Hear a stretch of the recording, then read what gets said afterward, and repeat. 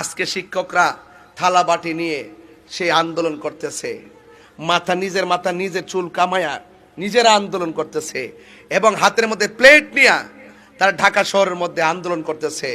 এর চাইতে দুঃখজনক খবর বাংলাদেশের জন্য আর কিছু হতে পারে না। কথা বলেন ঠিক কিনা? আমি একটা শিক্ষকের সন্তান ছিলাম।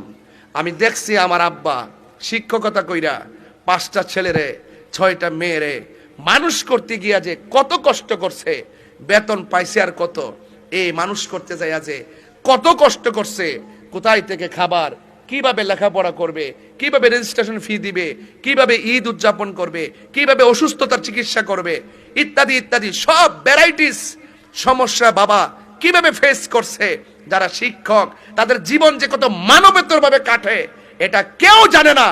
একমাত্র তারা শিক্ষক দীক্ষা মুখ খুললা সমাজে বলে না। কথা বলেন ঠিক কিনা বলেন?